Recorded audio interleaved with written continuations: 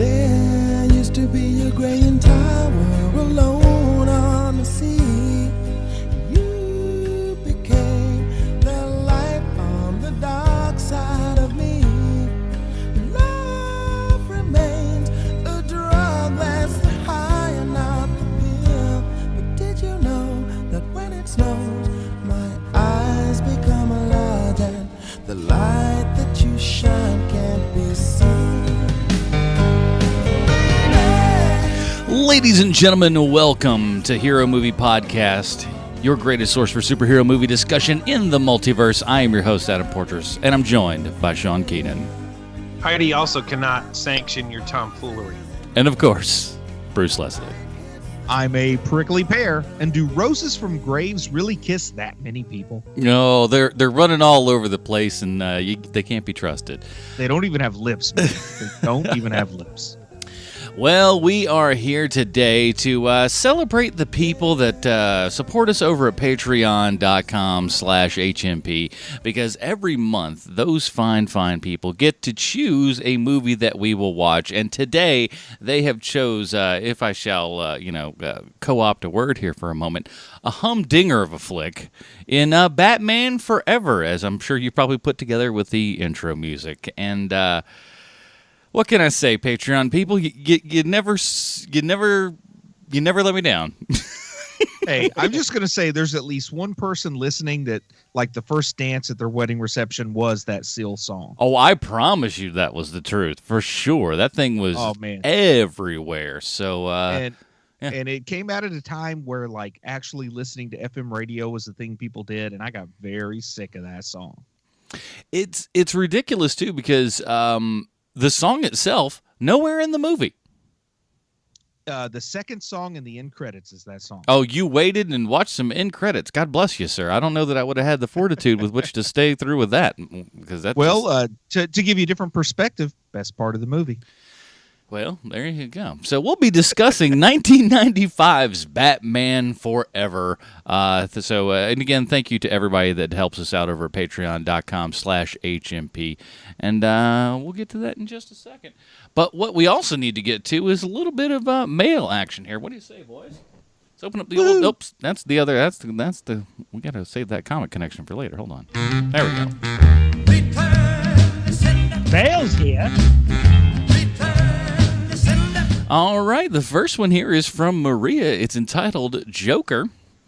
Hey guys, I just wanted to ask your thoughts on the new Todd Phillips standalone Joker movie. It looks like Joaquin Phoenix got the role of the Joker himself, and I wanted to see what you thought regarding the casting decision. Also, do you think that they'll do a Killing Joke-style origin story or something different? I didn't read the comics. So far, my favorite Joker's been Heath Ledger.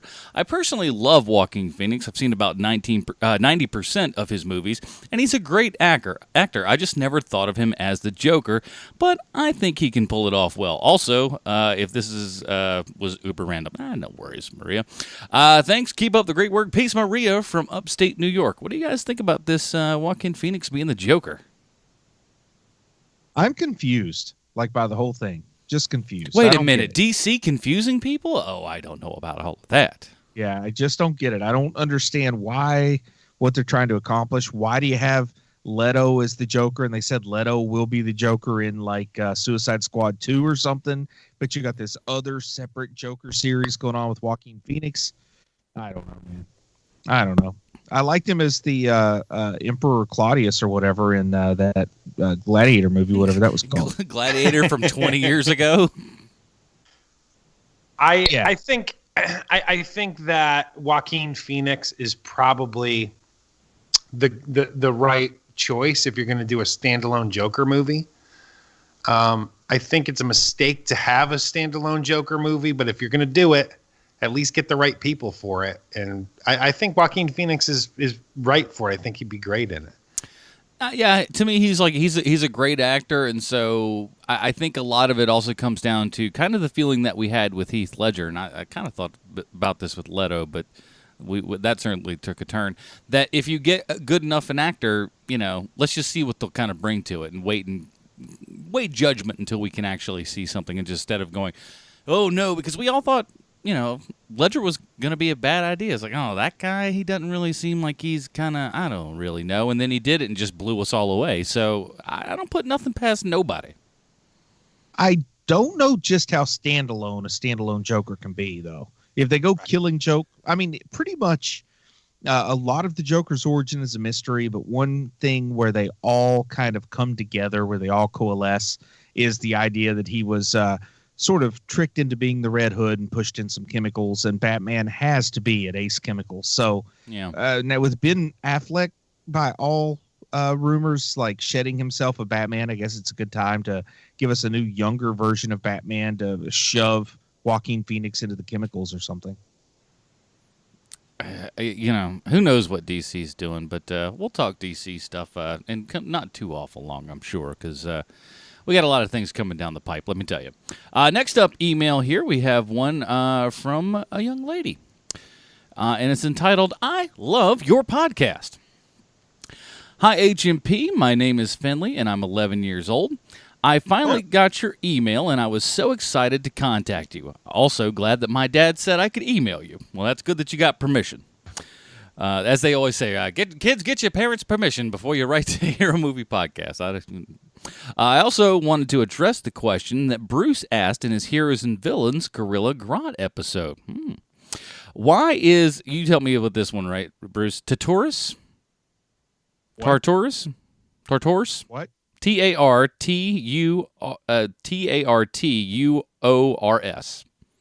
Tortuous. Is that a place? Sure. Okay. Maybe. I don't know the question yet. I really don't. Oh, okay. I thought that might have been a thing. This comes from my ignorance. Tartarus would be a good name for an anti-Teen Titans squad. Well, here's an answer. I'm a sucker for anything Percy Jackson / Harry Potter related. Anyway, I was thinking about this while reading Percy Jackson's Greek gods. The gods before the Olympians were called Titans. Guess where Zeus put the Titans when the god took over? Tartarus. I guess that's how okay.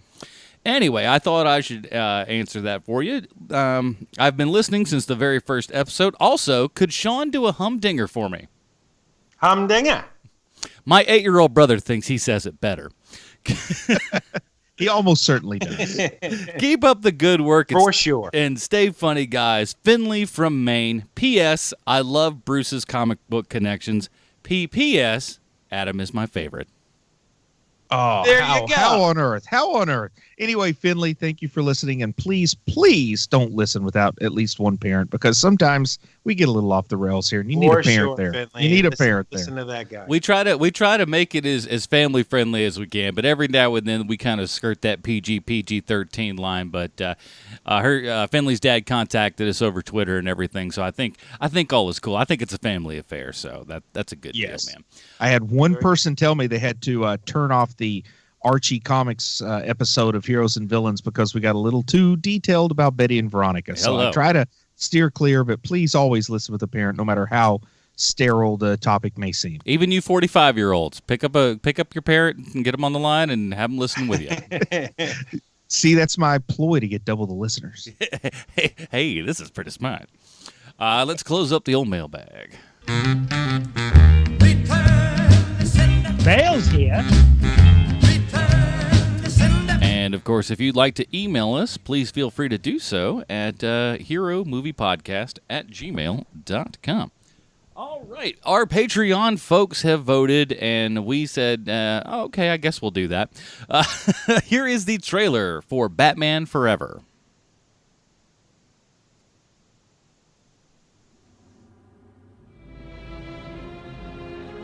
Riddle me this, riddle me that.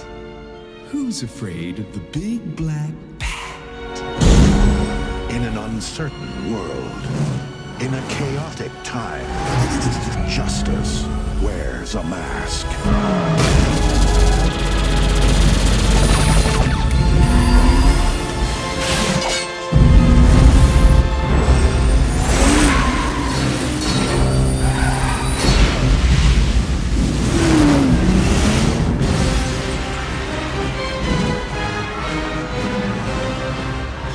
Was good. His was better. Love is a game. What is it about the wrong kind of man?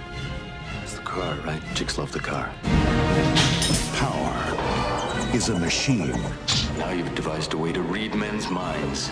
By the way, I've seen your mind, freak. And revenge is a trap. You're a genius. Riddler and Two-Face can make a pretty lethal combination. Train me, let me be your partner. Who's your tailor? But first, let's meet our contestants. Going down. If the bat wants to play, we'll play. Was that over the top? Don't work too late.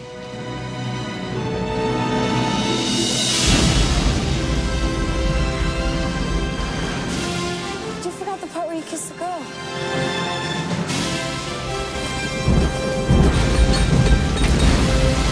The real game begins.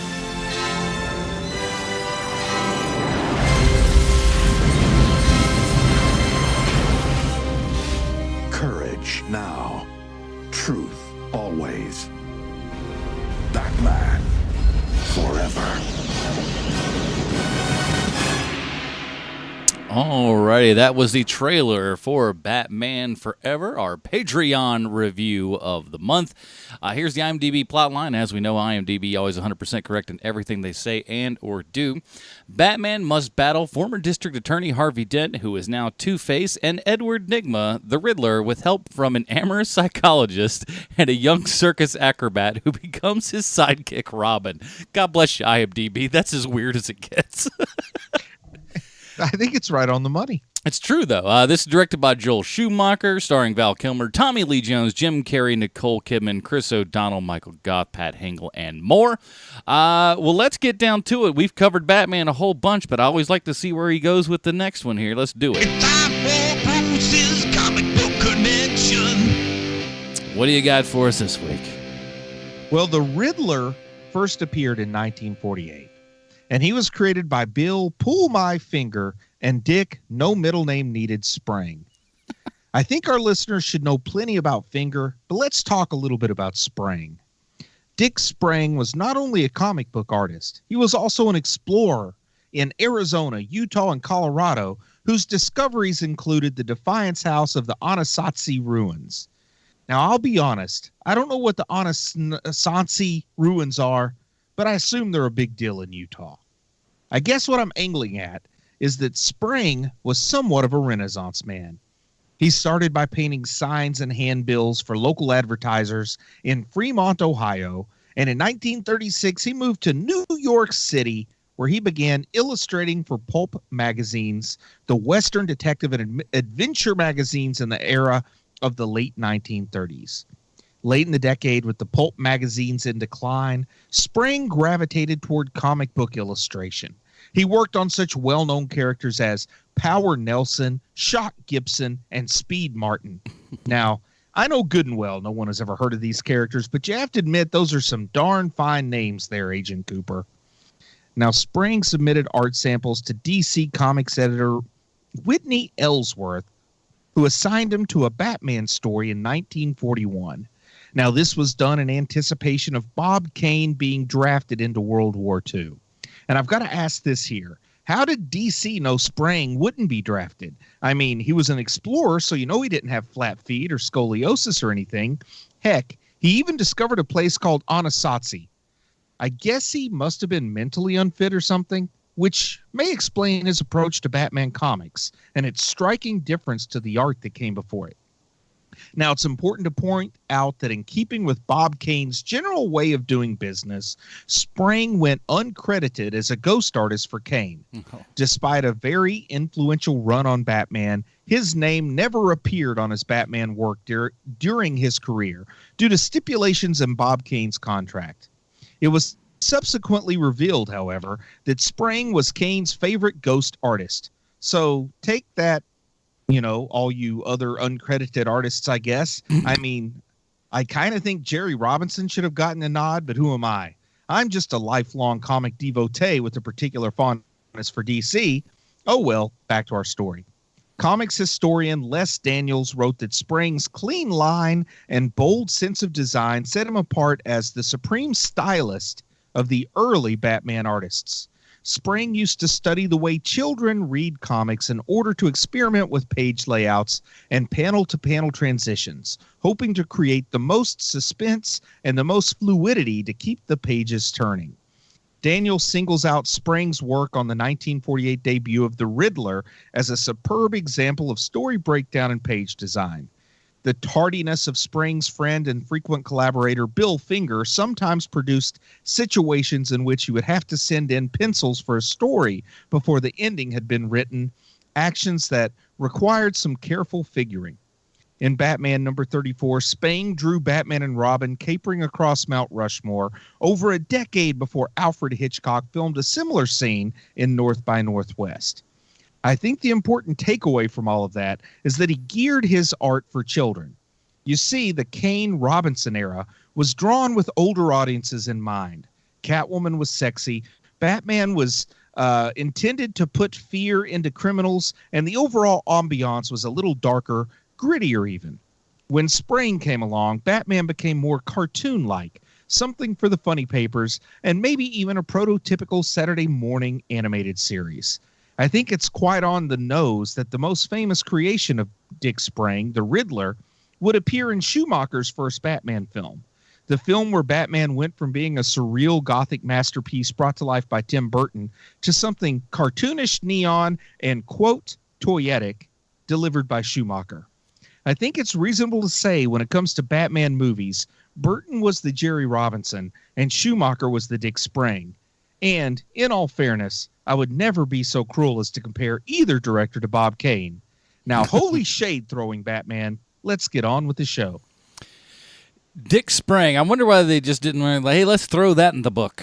If Bob Kane didn't have the history of just being a complete and utter jerk, you'd understand that one. You'd be like, well, look, kids are going to pick up this book. It's kind of like Charles Moulton, and he never had Harry Peters credited as the artist. Yeah, that, and Bill Finger kind of starts to run the line a little bit too. Like we said, kids, listen with your parents in the room, especially with the Chris Berman-esque middle name Pullmy. So the year is 1995, and I'd like to say that what I can officially, I think, call, and I don't know that we've ever really gotten down into the minutia of all this, but I think the true second wave of superhero movies has kind of begun. I think that begins with like probably Superman, right? I think we've discussed this before, so kind of tangentially.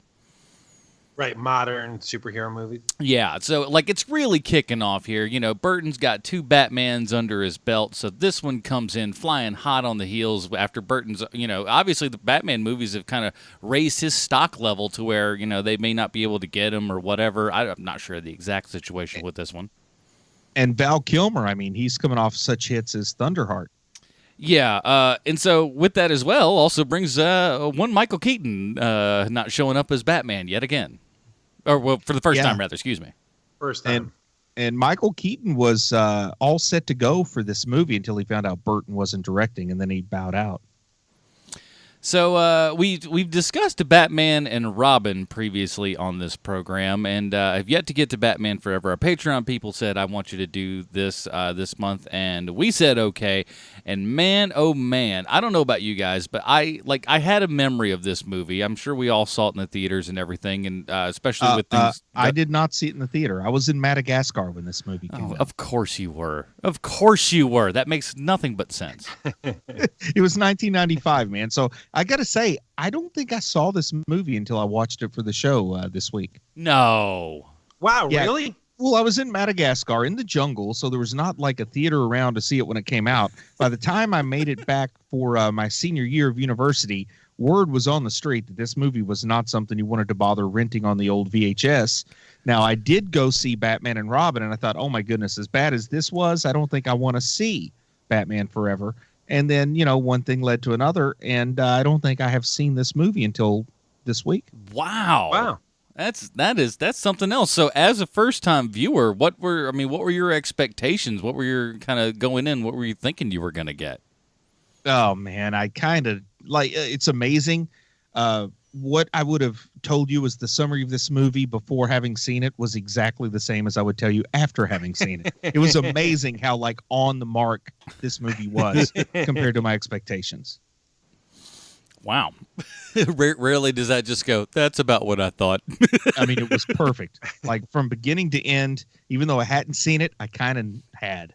Like, theoretically, emotionally, figuratively, I think I had seen it. Now, granted, you weren't here, but I'll tell you this, man. The advertising for this thing was just unbelievable. I mean, like, I remember so much of this movie just because we were inundated with trailers so much back then. I got my first ever apartment in the fall of 1995, and I can still remember, all I had was the rabbit ears for the television entertainment. So I spent a lot of time during the day rather than watching Jerry Springer and Judge Judy. I would listen to the radio, the local FM radio station. And I got very, very, very sick of Rose on the Grave or whatever, the Seal song, because they were still playing it hard in August and September.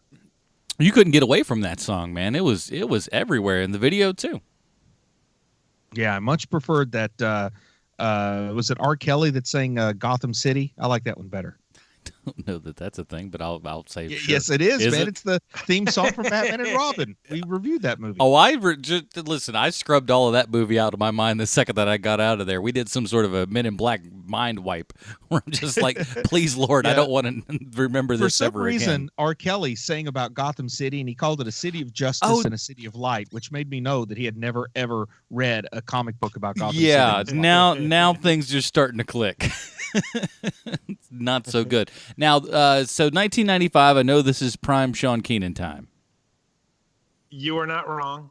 This is also the year where we got snake bit by two gigantic movies back to back because I had seen Jurassic Park Lost World. Mm-hmm. Yeah, I was in Africa, didn't see that. No, I figured as much. He's like, I'm got real dinosaurs over here. What are you talking about? But I had gone to the movie theater to see, I can't remember the way I saw them. It was either Jurassic Park, Lost World, and then Batman Forever, or the other way around. I don't remember. But I remember it was a 1-2 punch of these two movies, and I said to myself, I am not seeing another summer movie for the rest of this year. Like I will not watch any summer movies because we have been getting killed by these awful movies. And I don't know if you remember this or not, but that same year is when Men in Black came out. Yeah. And that was a good movie. And that was the good movie. But what would happen is that people would come up to me and go, "Oh, I can't believe you haven't seen that movie. You'll love that movie." And I would pull well, I'll never know because I'm not watching summer movies again. Because I was, like angry art kid at the time, and it worked for me. I made it work. But so this movie has a place in my memory of this movie kept me away from the movie theater for at least 3 months. That's how bad this movie was. And we were kind of at peak Jim Carrey at this point because the year before this movie came out was the summer of Ace Ventura and the Mask. Right. And that was and believe it or not, he was the reason why I wanted to see this movie so bad.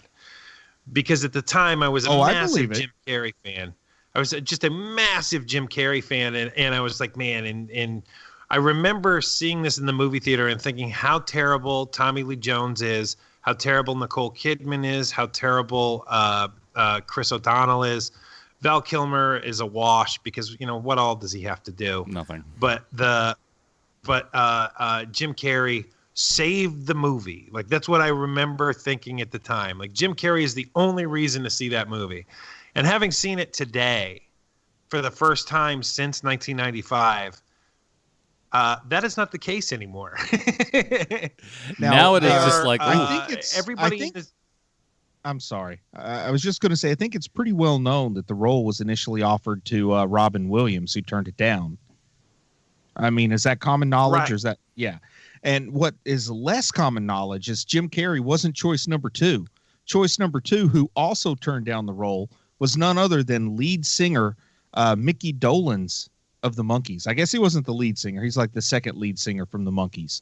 But Mickey Dolenz also turned it down because Davy Jones was the lead singer, right? I would say so. The other one's his. Depends on the song. Yeah. Who in the world Daydream goes? Believer is totally Mickey Dolenz. Who in the world goes to Mickey Dolenz before Jim Carrey for a movie like the summer after Ace Ventura and the Mask? And the Monkeys hadn't been on TV since 1971. Yeah, basically. But what I had heard is that they were using Mickey Dolenz as basically to try to get Jack Nicholson to come back. Huh? Because Jack Nicholson is, I had heard that there's this rumor, I don't know how true it is, but they wanted to use Mickey Dolenz as the Riddler to try to bring Jack Nicholson back as the Joker and, like a small role. And and once Mickey Dolenz found out why they wanted him as the Riddler, he backed out. Because Jack Nicholson is friends with the Monkeys. That goes against everything in my core system. I'm not using my connections and getting you. No. If you don't want Mickey Dolenz for Mickey Dolenz, you get no Mickey Dolenz. I kind of like a scenario in which Jack Nicholson is enough of friends with the Monkeys that he would want to make a movie if a monkey was in it. But in that same universe, he doesn't really know which monkey is which. I like it that he only hung out with them as a group and he just referred to them as the Monkeys. And to this day, couldn't tell you who was who. I'll be honest. Well, Jack Nicholson did direct the Monkeys movie. It was for real? Yeah. So he knows the difference between Mickey Dolenz and Mike Nesmith. Without a doubt, he does. Wow. Yep. Wake up, Sleepy Jeans. Sleepy Jeans. I don't know if that's the way that song goes. Oh, what did it mean? He's like, no, I'll sing it for you. I'm going to look up the lyrics to Daydream Here's the Believer. thing that I didn't know. All right. Here's the thing that I did not know about this movie until today when I was doing my due diligence on this thing, which is that Joel Schumacher, they bring him in because the Batman Returns wasn't enough for kids. Like parents groups were starting to complain about it, so they bring in Joel Schumacher. And they wanted to lighten up Batman. And so basically what they wanted to do was they wanted to have Tim Burton-esque like visuals, but in a lighter tone. And so because of that, Schumacher is basically stuck between a rock and a hard place because you can't have Tim Burton aesthetic and be lighter. It doesn't work like that. Yeah. And I think I'm just paraphrasing what you already said, but Batman Returns had a lower box office than Batman. And the big concern was that it wasn't child friendly enough. So two directions were given to Schumacher. Number one, make it more child friendly. Number two, we got to crank out toys they don't already have. So change everything. Right. Yeah. And on top of that, that's where the word toyotic came from. I'm sorry. You're all right, man. Well, what I also didn't know is that Batman Forever made more money than Batman Returns, which is insane to me, but it did. Yeah. Again, I think it all goes. Didn't. Yeah, I think it all goes down to really just there was such heavy marketing, and Jim Carrey sold this movie. That's and if you watch the movie, he's the star of this. Val Kilmer's not really the star of this movie. Jim Carrey is in. I'd say I know he's got more lines than anyone else in the film, by a long shot. And I feel like Tommy Lee Jones was not exactly cold at this point in time. No, this is actually just post, and I watched this yesterday. Still holds up. He's hot off of Fugitive like 2 years prior. Yeah, 2 or 3 years prior. The Client, which a Tom Cruise movie directed by Joel Schumacher. So The Client, I don't know, was Tom Cruise in The Client? I get that confused with The Firm, but I don't think Tom he was Cruise in The Firm. The Client was Travolta, I believe. Yeah, but it also had Tommy Lee Jones in it, directed by Schumacher. Yeah. So there's a little established relationship there. So, and Schumacher, like, while maybe not a fantastic director, is always he's a reliable enough guy. I think the studios knew, like, this guy, he'll be able to come in, he'll be able to take some direction and put us in a way that we want, and he's got kind of a kitschy style that we sort of dig. So let's put that in there. That obviously can appeal to the kids, as they say. Yeah. And kind of the rumor, I don't know if it's true or not, but what had been said for years after this movie was not as beloved as maybe its predecessors were, The rumor is the idea was Tommy Lee Jones would be like the really dry straight man, and Jim Carrey, of course, would be Jim Carrey. But for whatever reason, Tommy Lee Jones decided to also be Jim Carrey in this movie, and that's a big part of why it didn't work out. I think it more was like he decided to be Jack Nicholson. Yeah. That's what Yeah, it feels something like like to me. that. Yeah. Because he's so over the top. He's so and I can't think of another Tommy Jones performance that's this wacky. This and over I also the got to top. express some disappointment that other than a few like lines dropped on like the TV news in the background, we don't get an origin story for Two-Face. Oh, we totally do. What are you kidding? We get a whole reenactment. Yeah. Oh man, I missed it. I watched this movie twice, and maybe there's different cuts out there. Tell me about the reenactment. For some stupid reason, now they show this on TV, and they're like, "Here's," or I think it was on TV, but basically they had some kind of black and whitish sort of footage where he's. It was in the background. It wasn't like the main movie. Oh no, right? this is full. You saw all of this, and the guy's splashing it on him, and he's like got a folder on half of his face, so it doesn't quite get there. But that's not the weird. No, that's part. on the news, man. Yeah. Well, it's still there though. It's pretty obvious. I felt like that was in the background, not like a typical origin story you get in one of these movies. But it's sitting there. It's pretty clear. And then for some reason, out of nowhere, I watched the movie twice in 2 days and kind of missed it, man. well, So it's not, and they never explained how he went from being Billy D to Tommy Lee. well, that's true. No, they did not, and that was offensive. But we're missing the part where Batman jumps out in the courtroom to go try to get the guy. Why is Batman inside of a courtroom? It's just because he's the one who apprehended Mahoney or Maroney or Maloney or Marconi, whatever his name is. It's just so bizarre. All of a sudden, it's just like, and outside of the ring, here comes Batman, and he just goes in and apparently just couldn't save him, and that's why he's just like, oh yeah, I hate Bruce Wayne. But I do think it's fair to say Aaron Eckhart's a better Two-Face than Tommy Lee Jones. You know You're what? going out on a limb there, Leslie. Sharing his unpopular opinion everywhere. So, Bruce, I'm more interested in what you have to say about this than my own thoughts or Adam's thoughts, which is because this movie is more. This movie is more in between Burton and the later Schumacher Batman than we'll ever see. So, like, do you like this movie? Not particularly. Yeah, I didn't think so, man. Like, I mean, it's got like your sensibility when it comes to hammy acting and things like that. But having so much love for the Burton stuff, this seems like a slap in the face to me. Because if I'm not mistaken, you really like Batman Returns, right? Oh yeah, I absolutely think it's a visual joy. It's the kind of movie that you could watch if you didn't even speak English, like an opera, and just enjoy the visual. Just the visual delight that you're given there. And it's a Christmas movie. It works on so many levels. This is like whatever the opposite of a visual delight is. Like the people that are in your line of work, it's visual Sean, vomit. the people that are in your line of work really, really dropped the ball with the sets in this movie. Nothing feels real. Everything feels like not even a well-funded high school play, but like a step down from a good high school play. Well, one of the things that I remember thinking, because I was like it was my first year in movies working in 95.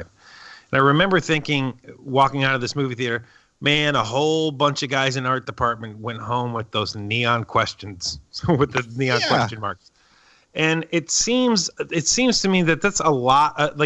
It's almost like they wanted to go for the Batman 66 look on top of the Burton look also. And when you do that, you're going to fail miserably. You can't win with that. Specifically, I read somewhere that they were aiming for a Dick Sprang aesthetic, which is a weird thing to aim for because very few people are terribly familiar with him. So that's why I talked about Dick Sprang in the Comic Book Connection, but he is the person who made Batman cartoony for the first time. So a lot of what you see in Batman 66 is an exaggeration of what Dick Sprang did. Oh, I see. I see. Yeah, because, Dick Sprang was doing his thing, from like 52 to 58, maybe as late as 61. So you can understand how the folks who would end up working on Batman 66 would be familiar with that stuff. It was when Batman had to survive the whole comics code, Right. And because we don't live in a vacuum, right? I mean, at the time, there are superhero movies coming out during the Batman Forever. You know, like we're getting like The Shadow and weird movies like that. It's not like it's a standalone thing where it's like, oh, thank God there's a superhero movie coming out.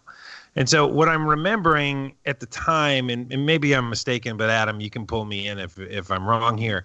What I'm remembering is that this movie comes out and everybody sees this movie, but everybody hates this movie. And so it was kind of a surprise to hear, hey, you guys are going to get more of the same with Batman and Robin. And I remember thinking that like why? Well, why do they keep making these? This was a time where the box office worked a lot differently than now, too, because a successful movie was one that everybody went to see once. Now a successful movie needs 2 or 3. You know, Titanic kind of set that tone where a movie's not successful if you only see it once.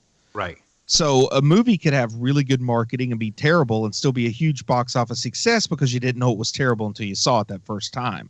And I think Batman and Robin was the backlash from that thinking. And then around the time Titanic and Jurassic Park are coming out, we start to realize the value of repeat viewing that we hadn't really felt since things like E.T. and Star Wars. Right. And we're also getting that's right, because we're also getting those really bad movies around this time, like Godzilla during that time was awful. Yeah, it was all about who could open a movie. I mean, that was even a term. This is an actor who can open a movie because it was all about that first weekend. Nobody saw anything more than once back then. Right. And the kids were clamoring for Val Kilmer. Well, man, I remember like the buzz around recasting Batman. And at this point in my life, I mean, I was a huge fan of comics even back then. And I was definitely a fan of Batman. And, I was a big time naysayer when Michael Keaton was cast. And then I was won over like you'd never believe. And then when Val Kilmer got cast, I started thinking, okay, so Batman is going to be like the new James Bond. That's exactly what I thought. Yeah, I thought this franchise is going to go 25, 26 films, and every so often they're going to cast us a new Bruce Wayne, and it's going to be a big deal when they're cast, and it's going to be perfect every time. We're going to go from Connery to Moore to Timothy Dalton. I mean, who could ever go wrong with that third choice, right? I would say the second choice is the wrong one. I love Roger Moore. No, Roger Moore sucks, but technically there was also another one. Anyways, there's that one guy from that one movie. We all like Lazenby. I'll say it. Lazenby better than Moore. I'll say it. Yeah, I'm of the age where Moore is my James Bond. I know. Yeah, I definitely know that because I've talked to a lot of people, right in your age group and stuff, and that's their bang on winner for Bond. It's just like that's who they grew up with. So, and in all fairness, I think he was Bond the most times of anybody. He was. So, he was. But it's good. Yeah, but I don't know that Val Kilmer's so let's where get back everyone to Kilmer. Yes. What was he coming off of that gave him enough buzz to and there was also this idea where everybody was so negative about Michael Keaton that everybody kind of gave Val Kilmer a free pass. You know what I mean? Like you were afraid to be too negative. And, we all kind of like Top Gun. We all like Top Secret. Pretty much any movie with the word top in it, he's going to do a good job of. Topsy-turvy, it's all good. Well, he's coming off of the Doors movie, right? Which he was good in. He was very good in that. He's coming off of Tombstone, where he's Doc Holliday, right? Oh, this is the same summer as Heat. Yeah. Wow. Wow. Tombstone. That's what it was, man. Yeah. It was the performance in Tombstone that had to get this for him. Like Thunderheart was the movie I joked about, but that was a few years earlier. That was 1992. But Doc Holliday in Tombstone, I still say that is one of those most memorable performances in a mainstream movie you're ever going to see is I'm Your Huckleberry. Yeah. Yeah. And I remember, I don't know what your guys' thoughts are on this, but I remember thinking Val Kilmer was awesome until this movie. This is literally the movie where I was like, oh, Val Kilmer sucks. Yeah, I think I agree with that statement. And I kind of remember me saying that like Val Kilmer was better than George Clooney at least, but that's a person who hadn't actually seen the movie saying that. After having seen the movie, I don't know if this is controversial or not because George Clooney is not good, but he is better than Val Kilmer. Yeah, I agree. He's at least a better Bruce Wayne. I mean, Val Kilmer had a pretty good gravelly Batman. He was a little ahead of his time there. Yeah, but there's more going on with Clooney's character. At least something's happening. This is more or less like there's a couple of scenes like his big dramatic stuff is him kind of looking down, go, a rose dropped on the ground. Oh, who needs all that? And I don't know if it was Batman Forever or Heat that did it to Val Kilmer, but somewhere after this, he decided that he was like a Marlon Brando level actor. Like he thought he could be really strange on set. And he did work with Marlon Brando in The Island of Dr. Moreau. Yeah, that's right. He tried to out Brando in the filming of The Island of Dr. Moreau, and that's when his career just collapsed. You can't out Brando, pal. To be fair here, he was how do I make this clean? How do I say this cleanly? He was a massive jerk on set, even for Top Gun. He was never easy to work with. He kept his mouth shut for stuff like Top Secret and for Real Genius and those movies. But after that, he becomes hard to work with. He's fourth billed at best on Top Gun. Yeah, but he was still hard to deal with on set. I mean, he's even said it in interviews where he's like, man, like I didn't have my stuff together back then. And it seems like he's trying to do a reclamation project on himself, but it's still not working because people are hiring him for things, but not to the level that he once was. He's currently working in Top Gun 2, so. Well, he's also he had like a small stint there where he would like go around to comedy clubs dressed as Mark Twain and do Mark Twain stuff, and that was the show. Oh, that's right. And that was in the last 5 years. Real weird stuff. And then he's off doing movies with Francis Ford Coppola that no one will ever watch. And he played the bad guy in MacGruber, which is the last time I saw him. I know that they wanted to give him a cameo in Iron Man 3, and he just didn't show up. That sounds about right. They did. I mean, they wanted, because it's Shane Black and it's Robert Downey Jr., and they were like, hey, let's bring in our buddy. Nope. He's off in a little place we call Crazyville. Apparently he was in the Werner Herzog Bad Lieutenant movie. Not the Harvey Keitel Bad Lieutenant, but the other one. Yeah. The one with Nick Cage. Oh, right. Port New Orleans or something. Yeah. Yeah, and I love that because they asked Harvey Keitel. Man, I'm getting way off. But they asked Werner Herzog if he had ever seen the Harvey Keitel version directed by so-and-so, and his answer was, Harvey Keitel, I've never heard of her. That's as Werner Herzog as you can get right there, boy. Yeah. So now whenever somebody asks me a question about a person, I always like to joke and say, I've never heard of her. That's great. But instead of that, stolen. Now, Nicole Kidman, honestly, almost riddle me this, if you will, huh? You like that? Has Nicole Kidman gotten some plastic surgery after this movie? Because she doesn't she looks like herself, but not really. The years that she spent married to Tom Cruise, I won't begrudge her any personal decision she made to deal with that. So Nicole Kidman is one of those people that gets a pass for me. You spent 7 years with Tom Cruise. I'm not going to judge you harshly. So maybe she did, maybe she didn't. I don't know. The thing is she's beautiful, but she's not really, the acting is just not there. You can almost sometimes hear the Australian accent, which is hilarious. Yes. It feels like she is just so mailing this one in. And let's talk for a second about how creepy and weird this character is. Oh my God, so weird. And this is the therapist. This is the person that's supposed to be helping Batman and all these other weirdos. But the way she behaves kind of fits right in. She's even weirder than everyone else. Yes. It kind of fits in that this is the same universe where Harleen Quinzel was a therapist. You know what I mean? I think she kind of fits right in. Right. Man, that Gotham she's kind of like the Batman version of Harley Quinn, to be honest. I've got to tell you that I have said this for years about Nicole Kidman. So this is a nice dovetailing. Is that Nicole Kidman is the most two-face actress on the planet. And the meaning I'm using for two-face is the Seinfeld version of two-face. Okay. Where in the right light, she's beautiful. In the wrong light, she is a very ugly woman. And, in this movie, it's all glamour shots, so she looks great throughout the entire movie. Oh, wow. Because this is weird, but in like the most current season of Unbreakable Kimmy Schmidt, they talk about all the relationships that didn't work out for somebody. And one was because the person they were dating was a close talker. The other, they had man hands, and one was two-faced. that Unbreakable Kimmy Schmidt sounds like a real original project. I love everything about it. Me too. That's a great show. And so for years and years and years, whenever you need someone to play crazy, I'm always saying to people, why not Nicole Kidman? She has played a couple of really good crazy characters, hasn't she? Now that I think about it, she has, because she has that thing where she can be drop dead beautiful, but in the wrong light, she looks like a weird lady. I like that. Like, didn't she play the woman that had the affair with the high school version of Joaquin Phoenix to get him to kill her husband or something? Like, that was one of her best performances, I thought. There's Unless a whole that's not bunch. her. She has a whole bunch of those, because there's the one where like Alec Baldwin is a doctor, like she's good in that.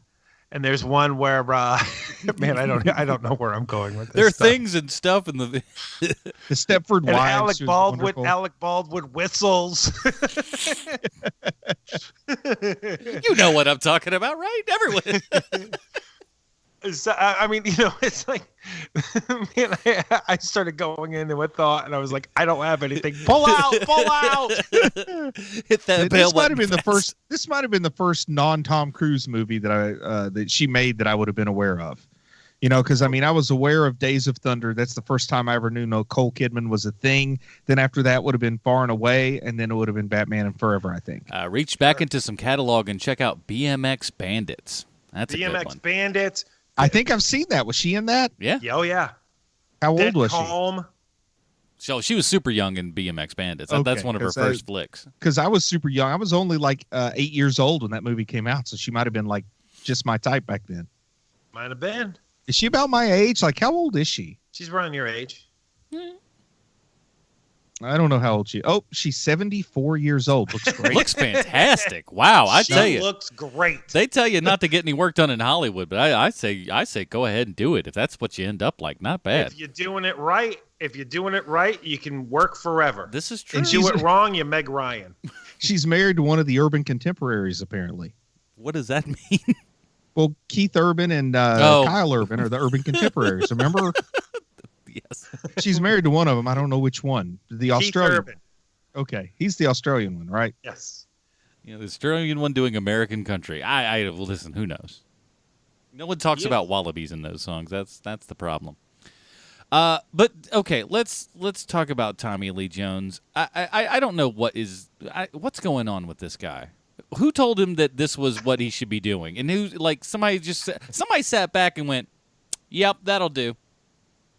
Well, the nice thing is he got it out of his system, because by the time he did Men in Black, he knew where to be. Like there was Tommy Lee Jones that you expect in the movie where the fugitive, he was trying to catch that fugitive guy. Yeah.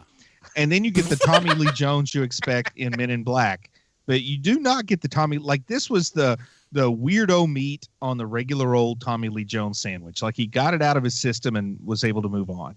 Like, sometimes we all got to do that. It's like when Bruce Willis had to have a band, or when Billy Bob Thornton had to have a band. It's like they got to get this out of their system to go back to doing what they do competently. Right. Well, I mean, the thing about Tommy Lee Jones in 1995 is that he still cares when it comes to these big movies, because he stopped caring shortly thereafter, 1995. I mean, he's still a great actor when he wants to be a great actor. But you're getting Tommy Lee Jones for the most part. You're not getting, like, ooh, I'm going to get some deep sort of character. No, you're going to get Tommy Lee Jones being Tommy Lee Jones. Now, he's the best Tommy Lee Jones there ever was, but he is just Tommy Lee Jones. Yeah. I really liked him when he played Doolittle Lynn in Coal Miner's Daughter, and then I liked him in Men in Black. Coal Miner's Daughter is such a great flick. Oh, I've seen that movie way too many times. Like, true story. That is a good movie. I'm a big in this SpaceX movie fan. here, in this movie here, it's the same thing. It's the same thing that I'm always railing on, where, at least do something interesting. Like, don't go mediocre. And while this movie is very, very mediocre, he is so bat spit crazy in this movie, and I said spit, everybody. I want to watch him just so that I can man, you really chose wrong here. You have chosen poorly, but at least I want to watch it happen. Yeah. Okay, we haven't touched on. This is our first appearance of a Dick Grayson in this thing, and man, oh man, is it exactly kind of what I sort of remembered. Now it raises some uncomfortable questions about the Schumacher direction of the movies, because we know that Marlon Wayans was supposed to be Robin, and we also know Billy D. Williams was supposed to be Two-Face when Tim Burton was attached. And then when Tim Burton disappears, the casting takes a turn for the not Billy D. Williams and Marlon Wayans direction. Listen, say what you will, and I'm not a giant fan of his Tommy Lee Jones's performance or Chris O'Donnell for that matter, but they're better choices than the others. Come on. I don't know. Billy D. probably. I mean, come on. Billy D. couldn't have done any worse than Tommy Lee. This is probably okay. I'll worst say he couldn't have done Tommy Lee Jones' career. Couldn't have done worse. Would have at least done comparable in the bad department. He wouldn't have done that performance for sure, but it would not have been good. But at least there would have been some continuity, and if it's bad, you can accept it out of Billy D. I mean, it's Lando Calrissian. He would have gotten a little bit of a wide berth. I don't think so. I think everyone would just. I don't think he made that strong of a debut in the original Batman in order to really have people go like, oh right, nerds like us. Which one of his two lines was the bad one? That's my point. That's my point. He's not really in it. So, no one's going like, hey, wait a sec. Except for us nerds, no one's going, wait a second. Wasn't that Billy D. Williams? No.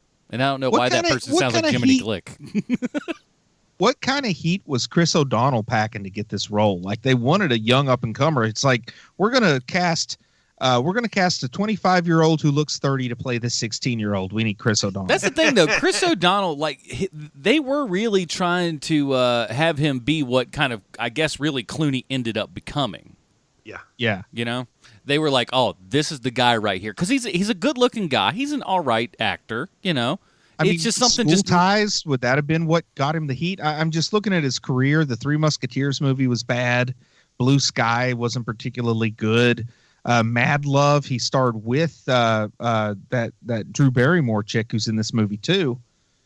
So I don't know where he got the heat to be Robin. Like, that's a casting, that's a marquee character in this franchise, and how he got it has always been a mystery to me. Especially when they had already paid someone else to perform it. Well, I think that, and I will say this, I think that if it was Marlon Wayans who played Robin in this movie, in these series of movies, I think we would have gotten a totally different Robin. I think that Robin would have been a far superior choice to what we end up with Chris O'Donnell. I think that Marlon Wayans' career looks a lot different too if he takes this role. I can't put my finger on why I don't like Chris O'Donnell, but I don't.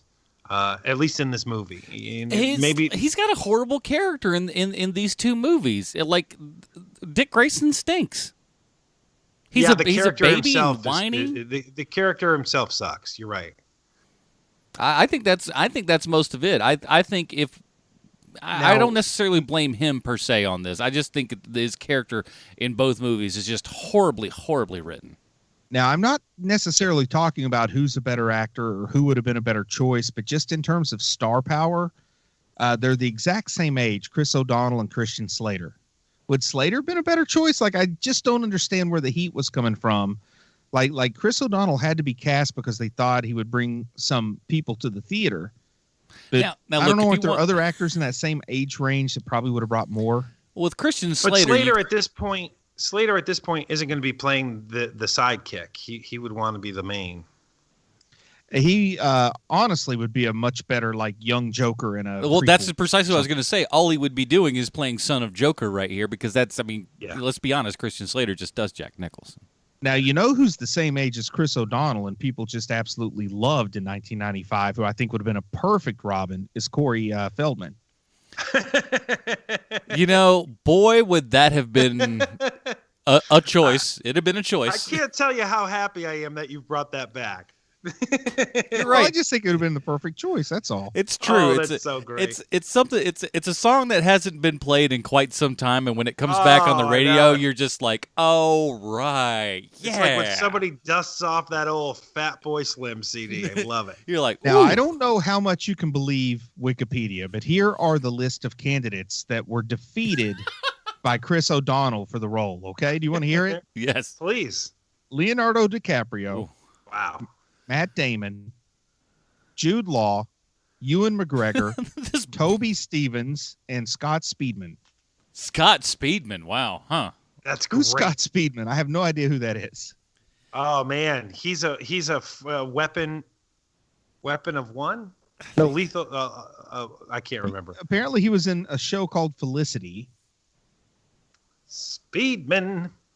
He was in a movie. No, it was a show called Felicity. He was in a show called Duets. Yeah. He was in the his favorite television show version of Underworld. his favorite one of mine is The Strangers. Holy crap! If you ain't Now seen, that's you ain't seen is that the flick. one with Liv Tyler? Yes. Yes. Oh, Yeah, that's a good movie. so good. And the sequel's great too. If you haven't seen the sequel, do yourself a favor. Oh really? Oh, very good. That's cool. But yeah, so of all those potential Robins, other than Scott Speedman, I think they got the worst possible Robin. I don't know. They Toby did. Stevens, I don't know who that is. God bless Michael Goth in this film and in all these ones, because he just seems like he's just showing up to work. He really wants to do a good job, but God bless, he's in horrible movies. What about Gossip Gertie, man? She's managed to tough it out. She crossed over from directors too. Yeah, I'm always a big fan of Drew Barrymore, even in like crazy. Oh, not Drew Barrymore. Gossip Gertie is a different actress. I just thought you were talking about Gertie from E.T. No, Gossip Gertie, the character. I don't know what the heck that is. Yeah, Gossip Gertie works for the newspaper. In all 4 movies, she's always trying to get gossip on the billionaire Bruce Wayne and then also on Batman. Who knows this? I did know not- Gossip Gertie. She's a major character. Come on. Don't act like you don't know Gossip this Gertie. is the first time I've heard of I'm her. glad that I'm not the crazy person over here that doesn't know what Gossip Gertie is. Oh my goodness. I thought everybody like Gossip Gertie is right there with Alfred and Pat Hingle as James Gordon. She's one of the ones that showed up in every movie. First of all, Pat Hingle, God bless that guy too. Coming in there, Elizabeth just- Saunders played Gossip Gertie. I love how like Nicole Kidman's character can go like just apparently bust into police headquarters, make her way to the roof, turn on the bat signal, and their first thought is get Commissioner Gordon, keep him in his PJs, put a robe on him, and get him down to the police station and up to the top to go, who's putting on this light? Yeah, is he sleeping? Is he sleeping at the police station in a hammock? It's like an Otis situation. He lets himself out whenever he goes or what? What's going on? Now, does Drew Barrymore's character in this movie kind of feel like a trap? Like she probably thought she had a much bigger role than she did. She seems like kind of a big name for such a small role as Sugar. It's well, true. this is her reclamation project because she's still not one. Like she's not the producer yet. She's not making her own. This is her movies and crazy TV time shows. where she stands on David Letterman's desk and flashes him and stuff. Yes, this is that time. But she still like has a name you recognize, whereas Spice doesn't. Like I still feel like she thought she's coming in to be essentially Catwoman, or maybe even to be like the Vicky Vale equivalent that Nicole Kidman ends up being. I feel like they had to shoot a bunch of scenes with her to keep her from realizing how small her role was. Like I still kind of feel like she, even if the public doesn't love her, in her own mind, she probably would have thought she was too big for this role. Like I don't think she knew what she was making when she made it. Maybe Nah. not, but she's pretty much perfectly cast for her level of celebrity at this point. You know, in 1995 anyway. Wow, I just saw a picture of Drew Barrymore with her date Corey Feldman at the Academy Awards in 1989. boom. Love And it. she's It's the and wallpaper Debbie on his Mazar- computer. Debbie Mazar is the other Yeah. woman there, like Debbie Mazar, Who's really And Debbie kinda gone up. She's about the same level of celebrity as Drew Barrymore at this point. I actually like Debbie Mazar a lot, to Me be too. honest. But Me I too. think of her as like a bigger part in smaller movies rather than a smaller part in a bigger movie. Does that make sense? Yes, for sure. I love the whole the Two-Face thing. I don't think that we've ever really explored things quite like this with the 2 cigarettes, the 2 drinks, and I like how one is like a rosé.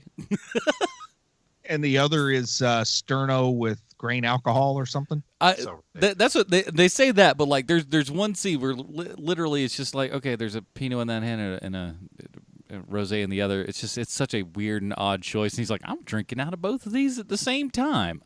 All right, that's bizarre. Do you think it's fair to say that Schumacher didn't really have a good understanding of either one of these characters, villain characters? Yes, I think that's fair to say.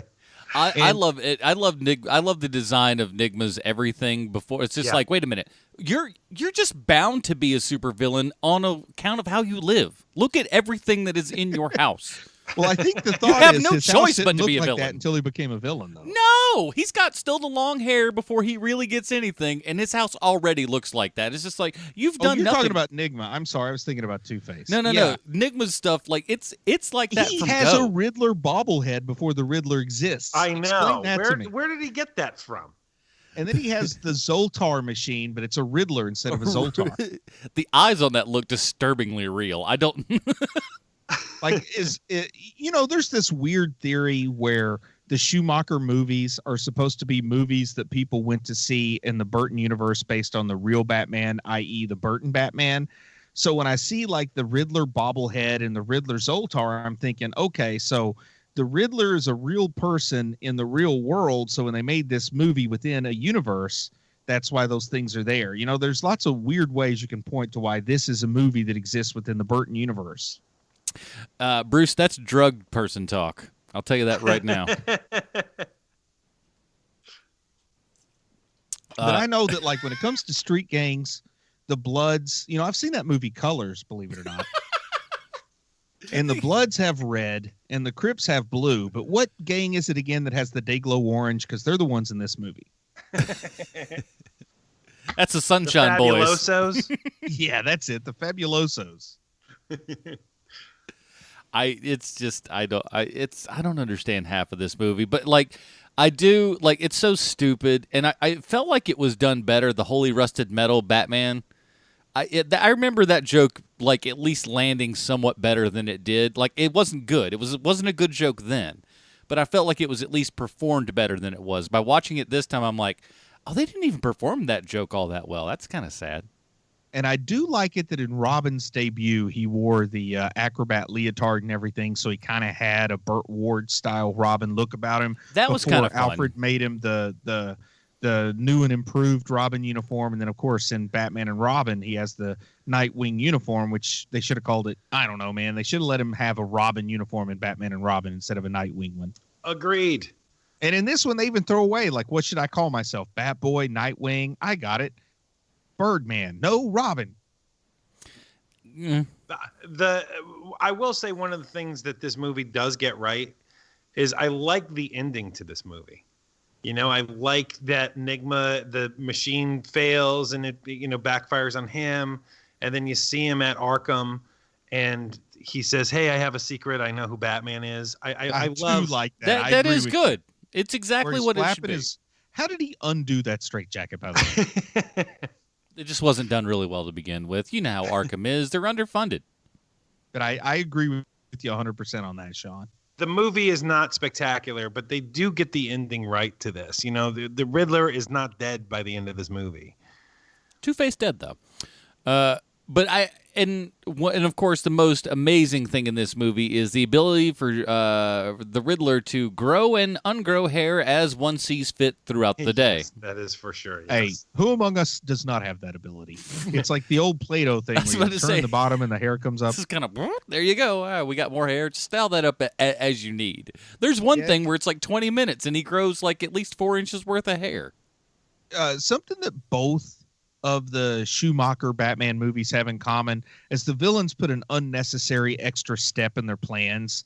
Like in this movie, they're stealing diamonds to sell for money They're stealing diamonds to sell for money to build their little brain boxes. But in the next movie, they're stealing money to buy diamonds to build ice suit.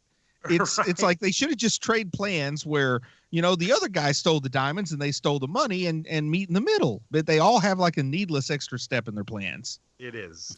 And it's so weird that diamonds and money are the two things, but they just reverse the order they steal them in both movies. I had never put that together before. That's a very good point. What a breakout that first scene is, man. Just defying all laws of physics and just, it's just fantastic. But let's do something that we do on this show all the time, because it's really, outside of our reviews, it is the most important part of this entire thing, and it's how this movie connects to one Sylvester Stallone. Thank you, Adam. I have a prepared statement. Mm-hmm. I love two things in this world.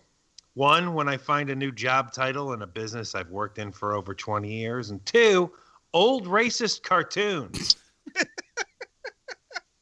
There's a job called Principal Eyewear, which I learned existed 3 days ago. And this person styles eyeglasses, ... to the stars.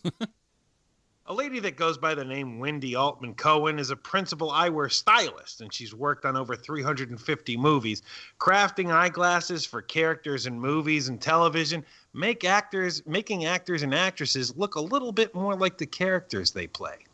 Wendy Altman Cohen was the principal eyewear on Batman Forever and on the movie Expendables, starring a man who once said to himself, "Hey, you know what's great? The Hard Rock Cafe.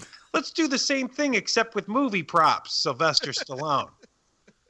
Now, to get to the other thing, old racist cartoons. Here's why I bring them up. There's so many people involved with making animation. Let's just, as a for instance here, say The Song of the South. Someone at Walt Disney said, "Hey, let's make a musical based on the Uncle Remus books by Joel Chandler Harris." And a bunch of people sitting around a table, including Walt Disney, said out loud, "Hey, that's a great idea. Let's do that." So now we have, and let's be conservative about it, 10 people at Walt Disney on board for making a completely racist, horribly offensive movie. Then you have to write the movie, and there's 7 people credited on IMDb as having some part in writing Song of the South. Now we're up to 17. The Song of the South goes into production, and including director, animators, and art directors, it takes 71 people to bring Song of the South to life. Now we're up to 88 people. Now you need to cast the voice talent and Uncle Remus himself and a couple of other live actors. And there's 19 people listed in the cast, minus 3 actors because they're African Americans. That brings us to a total of 104 people. So out of these 104 people, no one ever said, "Hey, this might be racist. This might be racist and I'm uncomfortable because it marginalizes an entire race of people." All of them employed by Walt Disney Productions, systematically stereotyping and belittling millions of children who at the time could have used some protection.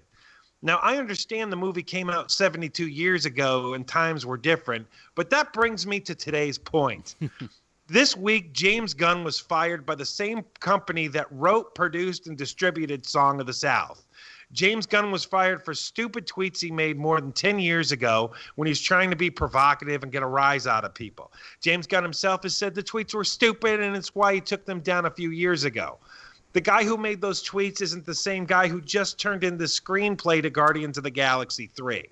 Now, generally, this would not be that big a deal, except Gunn has been an outspoken opponent of Trump, and Fox News finds his old deleted tweets, and James Gunn got. Now, on a personal note, I hate politics because I'm mostly apolitical, and if you want me to walk out of a room, just start talking about your views on Trump. Go ahead. See what happens. But I have to say something about the James Gunn firing because I've also said some dumbass things myself because I thought that I was being funny. So has Adam. So has Bruce. What? And I would hate to... Yeah, it's true. And I would hate to think that we got this far and worked this hard to get to a place where we'd be held over the fire for things we said in our 20s. Because if I ever am, I can tell you right now, I'm not going to pass that drug screening. Yeah. I've offended many, many people, and I'm offended by jokes I myself have made in the past. Now, I don't know how much of my stuff is still floating around out there like a turd in a public pool, but it's out there. And here's the thing, so is yours. Now, I know anyone who isn't a big Trump supporter feels basically the same way that I do about this, and this has been spoken about all week since Gunn got fired, but if I didn't say something, I'd feel like a massive fraud, because sometimes it's better to speak truth than to be funny. And speaking of truth, let's get this out of the way. Bruce said this himself earlier this week when we were off air. Guardians of the Galaxy 3 is going to suck. End quote. Yeah. And it won't suck because everyone walks out hating it. It'll suck because the guy who has made 2 movies you love isn't going to be there anymore. And Guardians 3 will be a movie you forgot you saw 15 minutes after you left the movie theater. Now, maybe some people are going to walk out going, it's not bad. Or that it won't be one of your top 10 favorite Marvel movies because the guy who knows this part of the Marvel universe better than anyone will not be there anymore. And we've all lost something very cool because of someone's political leanings. But let me end on this, because back when I was a stand-up comic, I had a bit that I used constantly, and it went like this. I got my first job when I was 15 as front-end help at a progressive grocery store. And it was progressive because it hired mentally disabled people, which at the time was a revolutionary idea. And it was a perfect job for a 15-year-old because it taught me about money. And for someone who didn't have any experience with mentally disabled people, it taught me how to speak and behave around them. I loved this job until one day I was helping an elderly lady out to her car, and she turns to me and says, "I think you're doing a very good job." And I knew something was off, but I was a dumb kid, so I didn't pick up on the context clues. And I said, "Thank you." I keep walking her out to her car. And she turns to me and says, "Your parents must be very proud of you." And at this point, I get it. This lady thinks I'm one of the mentally disadvantaged guys. So I start using every big word in my dumb 15-year-old brain I can think of. I'm saying things like, "Looks like there's going to be a lot of precipitation today."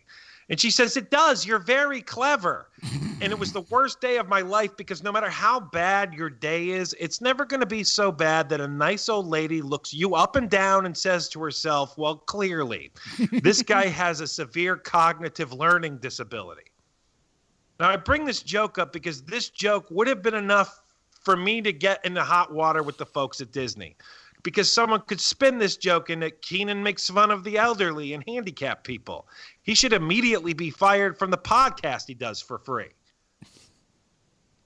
And there you have it, HMPers. This week's Stallone Connection is Wendy Altman-Cohen. Now, Debbie Mazar and Drew Barrymore, let's review Batman Forever so we can get back to erasing our internet history. Indeed, we will. So Bruce, I want to do this. We did this a couple weeks ago. I want to do it again because I think, especially for this movie, we're going to need some clarification. Can you break down the Robin rating system for us? Yes, of course, man. Dick Grayson is the peak. It is the summit of Mount Everest. Dick Grayson is what all movies strive to be. Next, below that is Tim Drake, which means everybody loves Tim Drake, but the most casual of fans don't know who Tim Drake is. They don't know that he was a Robin. So if the Robin rating is Tim Drake, that would be more like a 4-star, whereas the Dick Grayson is a 5-star.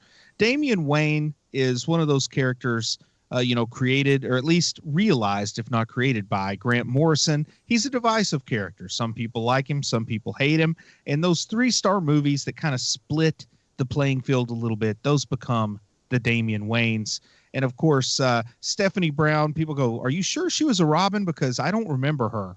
Well, the movies that you don't really remember after you see them tend to be a Stephanie Brown or a 2-star.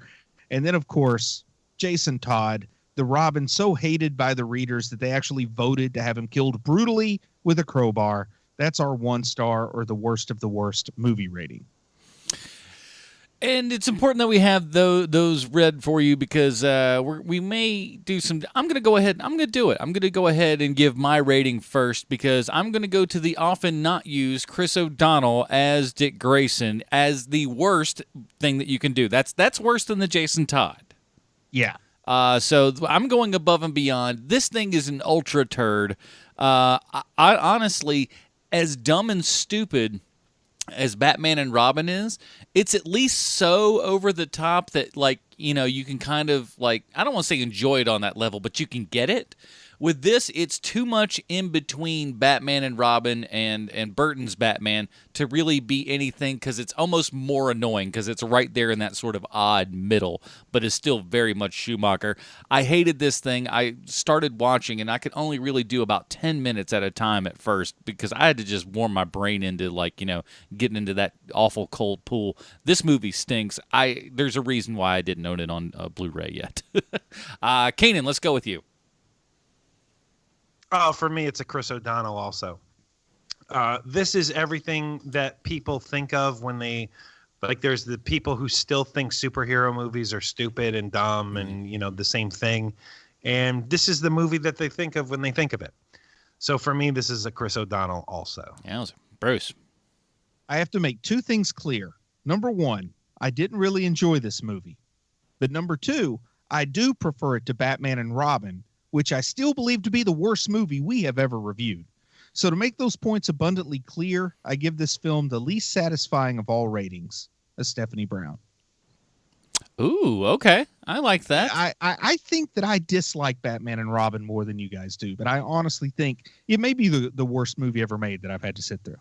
Well, it's like, you know, I liken Batman and Robin to this. If somebody, like, you know, knocks on your door and says, hi, I'd like to stay tonight. I am a criminal.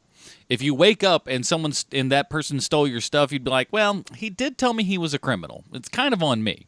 I think Schumacher's Batman and Robin is kind of like that. Well, you know what you're getting, so. But that is it, everybody. That is our review of Batman, or Batman Forever. And we'd like to thank everyone again over at patreon.com/HMP that helps put this show on, man. You guys voted for this, and that's what we did. And you'll have another one next month.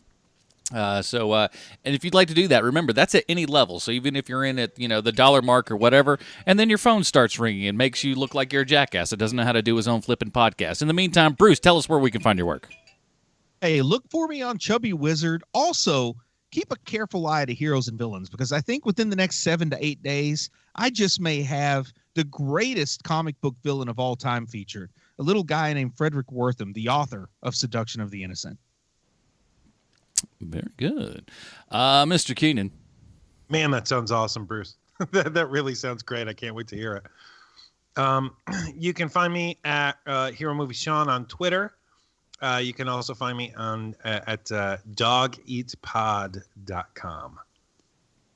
And, of course, if you enjoyed the Film Find, we're coming back this week, and we're going to be reviewing or at least I will be reviewing, because I'm going to go see it tomorrow, American Animals, a movie Mr. Keenan himself worked on. So, oh, my! Check that out as well. Hope it's a good date movie there, Sean. We'll see. You got a date. I was supposed to make sure Sean knew you had a date. Yeah, no, thank you.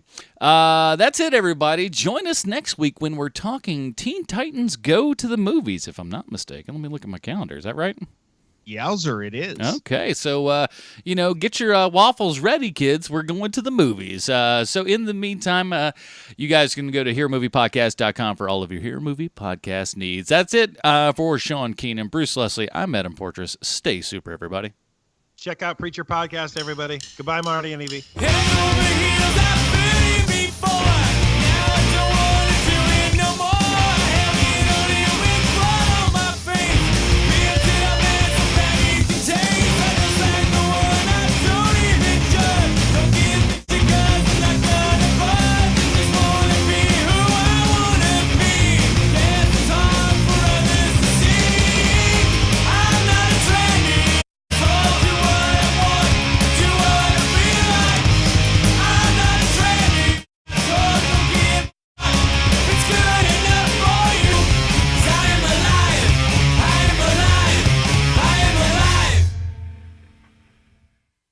There. I hope you enjoyed our time together today. You know, it seems harder and harder to just sit back and enjoy the finer things in life. Well, till next time. Ta-ta.